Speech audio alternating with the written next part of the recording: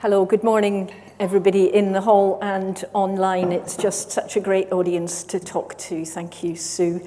And just for the record, I qualified as a midwife, trying to add it up, 40-something years ago, so it's all right. You can have a long CV when you've been at it that long. Thanks, Sue.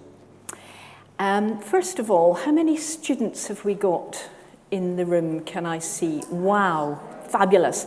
That looks about almost half the room. Is that right? I am thrilled because actually it's you I most want to talk to today. Also want to talk to the midwives, but the students, it's so important as we think about the future of education for you to have your current lived experience, the students. And how many newly qualified midwives within a year or two of qualification have we got in the room? Great, we've got a good sprinkling of those as well, because you're also really valuable in that regard, because you now know how your education has prepared you for that entry into this amazing world that we live in, and the honour and privilege of being a midwife. What I'm talking about today is the work I've been leading for about 2 years now with the regulator, the Nursing and Midwifery Council, to review and revise the midwifery education standards and develop the new proficiencies for education, which really set the bar for entry into the profession and what it means to be a midwife. So we call it the Future Midwife Project, and it is truly exciting.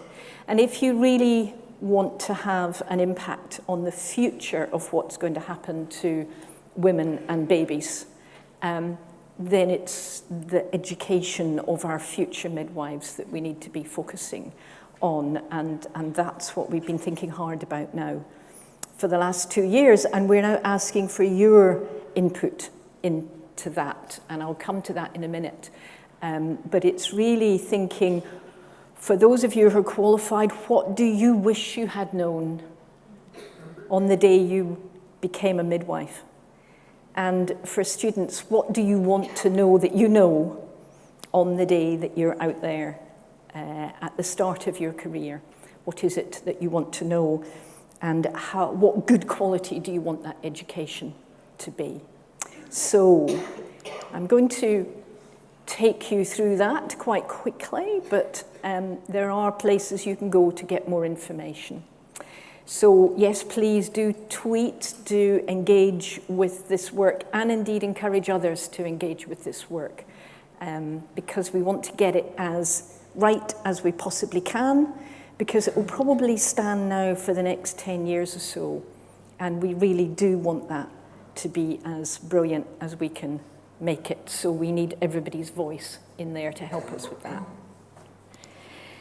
If you do want to know a bit more than I can tell you this morning, in Midwives magazine that I imagine any RCM member, so lots of midwives in the room will have got, and any students you can probably get your hands on quite easily. There's a big long article in there with quite a lot of detail in it. So do have a look if you possibly can, if you want to know more when you leave the room. That's one way in which you can do it.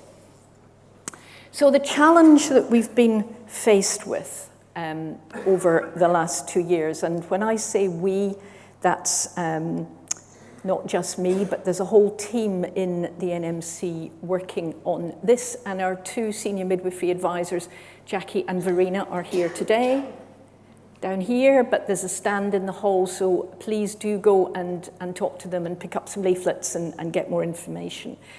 And we've had people from communications and policy and standards and legal and all the various bits of the NMC that you might imagine working on this. And the challenge that we've had is, what standards of proficiency should the regulator set to make sure newly qualified midwives at the point of registration are able to meet the needs, views and preferences of women, newborn infants and families, are safe, are effective, are respectful and compassionate.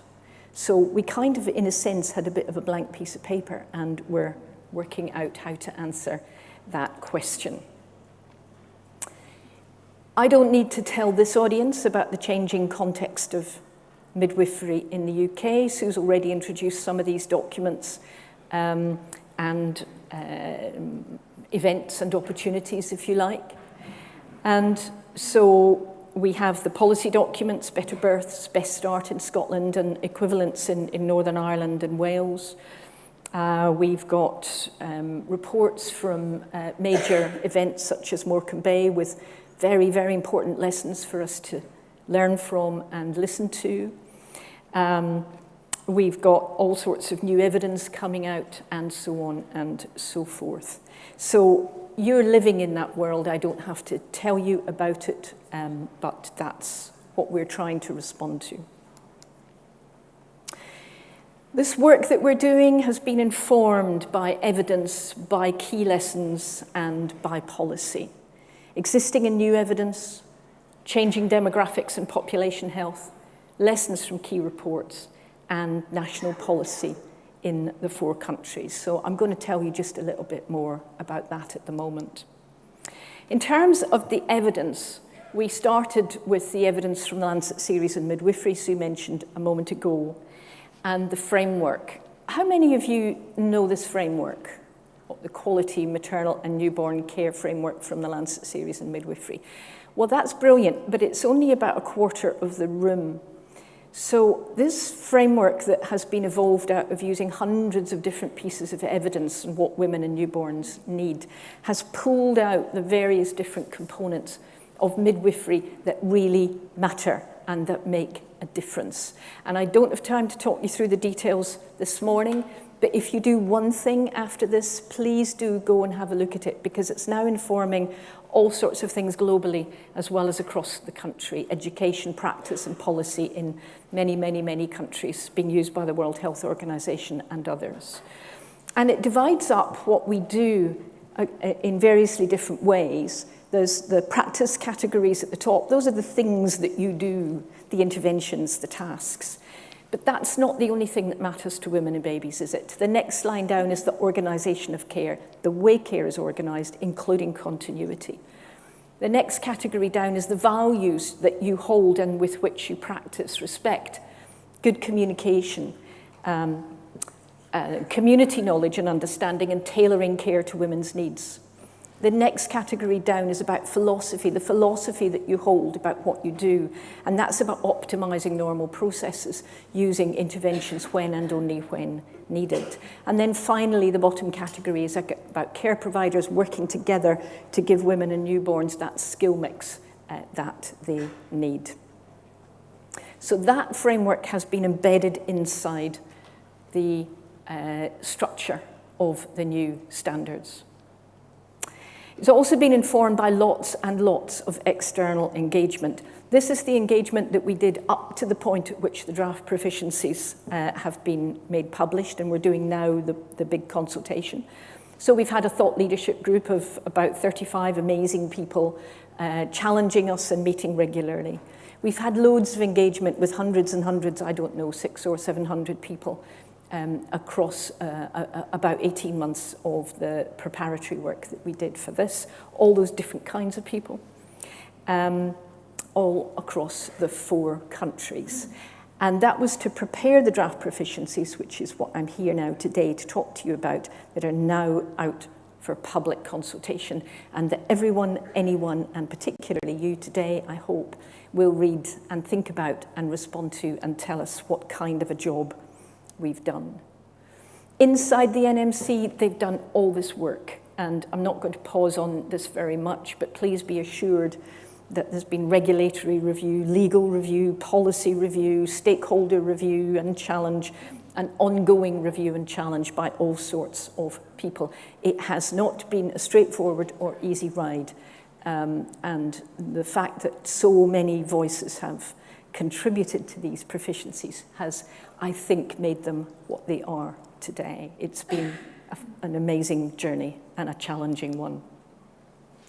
What we're aiming for is transformative change. We are aiming not to just have business as usual, but to reflect the realities of what midwives need to know and be skilled at to meet the needs of women and babies and families. Right at the core of all of this is the needs of women babies and families, and that has been the absolute driving force all the way through. We are trying to set standards of proficiency for what midwives need to know and also be skilled in.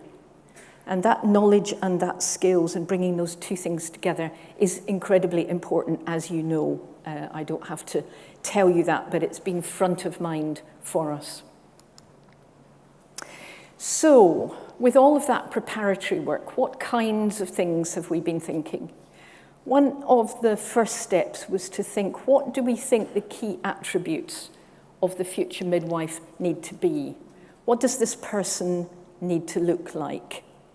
Well, top of the list there is autonomous and accountable. The midwife needs to be a professional who is accountable for their own actions and functions in an autonomous way and can take responsibility for that. Focused on equity and human rights, every woman, every baby, without exception, therefore reaching out to meet the needs of everyone in a proactive way. Evidence-informed, having the knowledge, having the understanding, and having the skills to know the evidence and use that in practice. Focused relentlessly on women, infants, and families. Yes, the system matters, but the first primary and foremost focus is always women, babies, and families. Providing continuity of care and carer. There's more and more continuity of care now happening across the UK in different countries, even where that doesn't happen or even where it does happen, where continuity of care happens or doesn't happen. Continuity of care must happen across different professionals, across different staff. Confident and safe and responsive. So not just confident to bash on in the face of everything, but confident to know the limits as well as the extent of your knowledge and skills, and to be responsive to changing circumstances. Understanding, knowing, and being able to practice public health, health promotion, and clinical, and social care. Because when it comes down to it, and you think about what the job of a midwife is, it's well beyond, it is of course clinical care, but it's well beyond clinical care. And it's embedded in the lives of women, babies, and families as well. So knowing and understanding that. Future focused, thinking when new things come along, how to be able to respond to those. I mean, I keep thinking in my own career, you know, when I qualified in the late 70s in Scotland, nobody had even heard of HIV. And a few years later, there we were faced with a huge new problem that we had to learn about and get to grips with. So we don't know what's coming down the line, but we need to be ready to respond to it. And a leader and a scholar. And those are incredibly important attributes. The ability to learn, to keep learning, to know what you're doing, but also to know how to lead. And that's not everybody leading a team, but it's leading in your own sphere. So there will be students to teach into the future, there will be people to delegate to, there will be teams to work with, knowing how to do that from the start. Now we've identified 5 key domains into which we cluster these proficiencies. And I'm just going to go through them quite quickly. The first domain is about being an accountable and an autonomous midwife. A lot of this is about how to be a professional. Many of those are shared attributes with any health professional, if you like. And then there are very, very specific ones for midwives, because being an accountable midwife is different from being an accountable anybody else. In domain 2, the midwife's ability to provide and promote continuity of care and carer, right up there, right embedded into the heart of the new proficiencies. Domain 3 is about universal care for all women, newborn infants and families. Now this is a bit of a departure. We have not done a low-risk, high-risk split. That's not what we've done. We've said there's care that all women, babies and families need without exception, regardless of their circumstances. And so that's in at the heart of all of this. And that includes the midwife's role in public health and health promotion, informing and educating women and their partners and families, the midwife's role in assessment, screening and care planning, and the midwife's role in optimizing physiological processes, supporting safe psychological, social and cultural situations, and working to promote positive outcomes and prevent complications. So that's very much about being proactive to give every woman, regardless of her clinical or social circumstances, high quality care in that regard, in those regards. The next domain is the additional care needed by women, infants and families with complications or further care needs. So it's an add-on, if you like. You don't take that stuff away when somebody gets complicated. You keep that going and you add this in. The midwife's role in first-line assessment and management of complications and further care needs, because you know that when complications happen, the midwife is often the first person there. So you need to know what to do. And the midwife's role in caring for and supporting women, newborn infants and families who need medical, obstetric, neonatal, mental health, social care and other services, and staying with them when they get those services.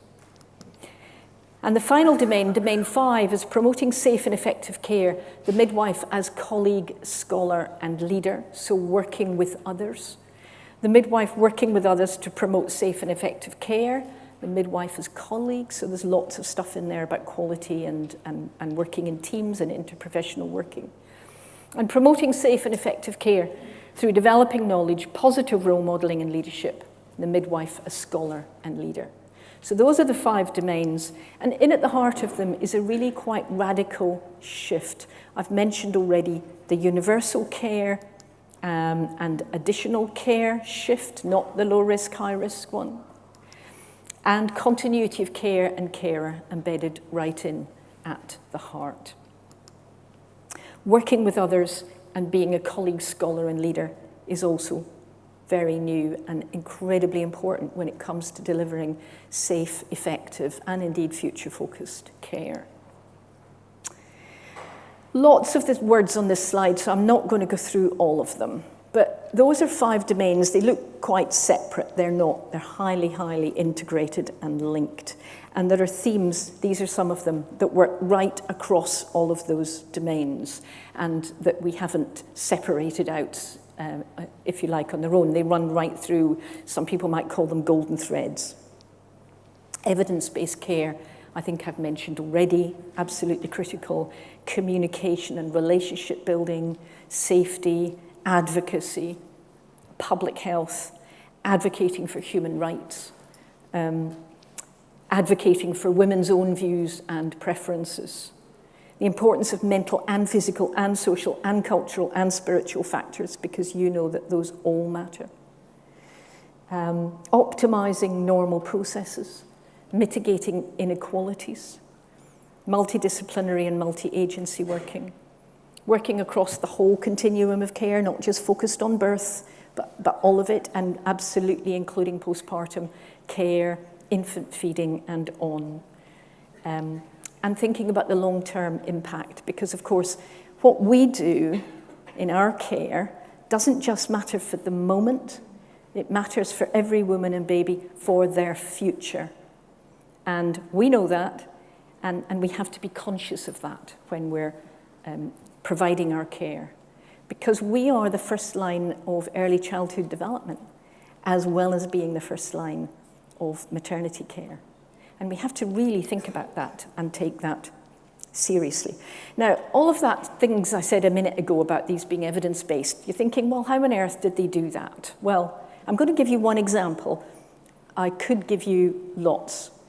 So here's one draft proficiency, okay? Demonstrate the ability to provide continuity of midwifery care, across the whole continuum, so that's pregnancy, labour, birth, postpartum, early weeks of baby's life, for women and newborn infants with and without complications and further care needs. There's a lot in there, okay? Every word in there matters. I have to say every word in these draft proficiencies has been carefully used. So how did we get there? Well, how we got there was a bit like this. We started with the evidence and the reports on continuity. And you, I'm sure, know there's 15, around 15, maybe more now, randomized controlled trials that include around 18,000 women and baby pairs. There's been 13 metasynthesis of the views of women and staff and learning from key reports. We then heard from our engagement with hundreds of people about it and looked at the policy. And the consistent view of stakeholders for those were advocacy, service users, professional and policy makers, and the policy and strategy across the 4 UK countries, all aligned.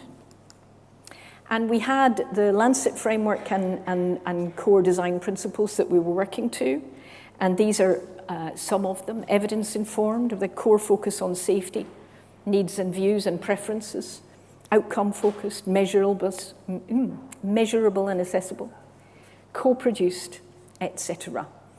And we added all those together and we came out with this phrase. So we can track every bit of it back, either to a secure formal evidence base or the engagement or the policy or whatever. Now I could take you through, I can take you through another one if you're interested, but I don't have time really to do it in quite the same depth. But this one is about optimizing normal processes and preventing complications and working in partnership with women. So that came from all this evidence, all this engagement and policy, and considering the framework and the design principles. So again, adding those things together, every component of this proficiency can track itself back to a provenance. So we didn't just sit in a room and make these up. And they've been hugely worked through already with lots of people. So what's next, and what am I asking you to do today? So we've done the draft proficiencies. They're up there. They're publicly available. They have been since the 12th of February. We've been trying to make a lot of noise about that, and I hope you've already heard about them and maybe even read them. There's an online survey that's open to absolutely everybody, and there's versions of that online survey for midwives, for lay people, for other professionals, and there's an easy read version. That closes on the 9th of May, so you've got about, do I make that 3 weeks? Am I adding that up? Maybe 3 to 4 weeks. There's all sorts of events going on across the country, and Verena and Jackie and lots of NMC colleagues have been out hosting those, talking to loads more people. And there's Twitter chats and there's webinars, and I think there's a webinar next Tuesday. Yes, I'm right about that. Open to absolutely everybody. The details of that are on the NMC website, and I'm going to show you that in a minute. We are seeking in that online questionnaire answers to key questions. You know, have we got this right? Do these draft standards reflect the key attributes of the future midwife at the point of registration? Are they realistic and achievable? Is anything missing? Is there anything that should be taken out? So we're really, really listening. This is very genuine consultation, and we will respond to all of the comments. I have to say we've had over 350 responses already, but what I think is that most people will be waiting almost to the deadline. You know how you do that? You think, oh, it's the 9th of May. Oh, suddenly it's the 8th of May. Right, I better do it now. So actually, I think we're going to get loads of comments towards the end, but please don't wait. Just, you know, if you feel like going away and doing it today, go and do it today, please. So please tell us what you think. Encourage your colleagues. Maybe a little group of you get together and then you can submit as a group, any of that. Respond to the online survey. Tell people about the survey and encourage people. Join an event, join the Twitter chat, join a webinar. Please tell us what you think, and that's the web link where you can find all the information that you need. And I just want to say a real heartfelt thanks, actually, to everyone who has already participated, and I'm sure there's many of you in the room who have, and who've filled that in, because it's, you know, only through people participating that we learn. and we've had so much input already, and I'm looking forward to lots more. So thank you very, very much, and thank you in anticipation for your insight and comments. It's brilliant, and thanks very much for the opportunity to talk to you today. Thank you.